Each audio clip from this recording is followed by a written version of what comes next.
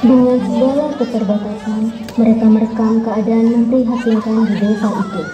Tangisan seorang ibu yang kehilangan anaknya, seorang bapak tua yang tak mampu berjalan ke klinik, tumpukan surat permohonan yang tak pernah dibalas, wajah-wajah kelelahan para petugas medis yang terus berjuang meski tanpa dukungan.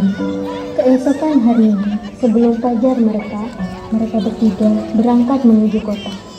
Melewati jalan setapak yang berlumpur, menembus kabut dan membawa satu harapan, yaitu agar suara mereka akhirnya terdengar.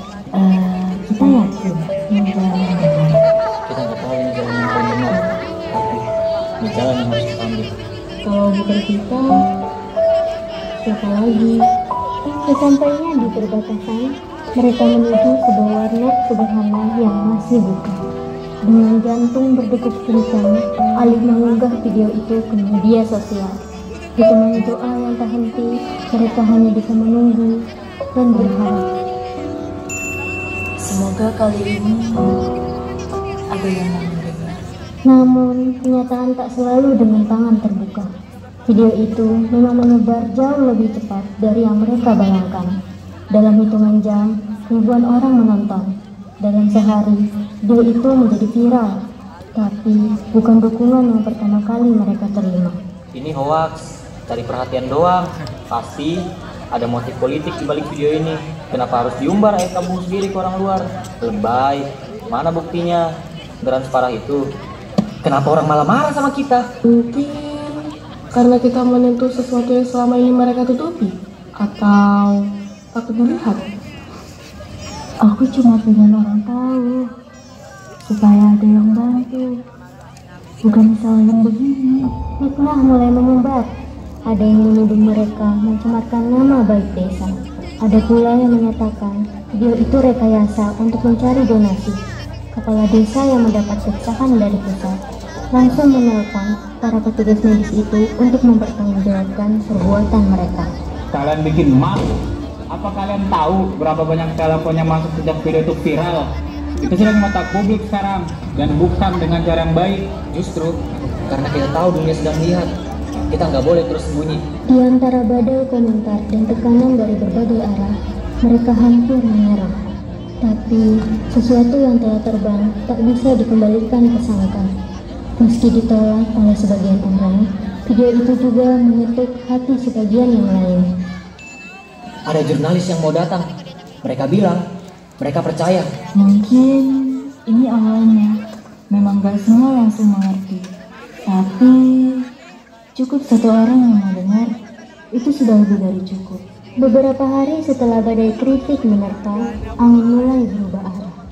Video yang awalnya hanya dianggap gangguan, kini menjadi bahan pemberitaan di media nasional. Wajah Alif, Kasih, dan Karija terpampang di layar televisi, bukan sebagai pengganggu ketenangan desa, tapi sebagai suara dari tempat yang terlalu lama diabaikan. Saat ini saya berada di desa tempat video viral itu direkam. Kondisinya memang memprihatinkan, stok obat kosong, tenaga medis terbatas, dan pasien tak mendapat penanganan layak. Ini bukanlah rekayasa, ini kenyataan. Beneran terjadi. Kita gak sendirian lagi. Lembaga swadaya masyarakat mulai berdatangan. Dokter-dokter muda datang secara sukarela. Bantuan logistik dan obat-obatan mengalir. Bahkan pemerintah provinsi akhirnya turun tangan, mengirim tim investigasi dan menjanjikan pembenahan sistem kesehatan di desa itu. Kami nggak bermaksud menjelekkan siapapun. Kami cuma ingin menyelamatkan. Karena diam, itu artinya membiarkan. Akhirnya ada pagi juga. Tapi ini bukan akhir. Ini awal dari semuanya. Dan begitulah di sebuah desa kecil yang dulu terlupakan, suara-suara kecil berhasil mengguncang dunia yang terlalu lama tinggal.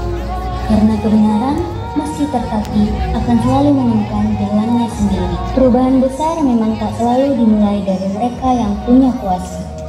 Kadang perubahan dimulai dari 3 orang biasa yang memilih untuk tak diam. Dari keberanian yang dibayar mahal, tapi akhirnya membuka jalan.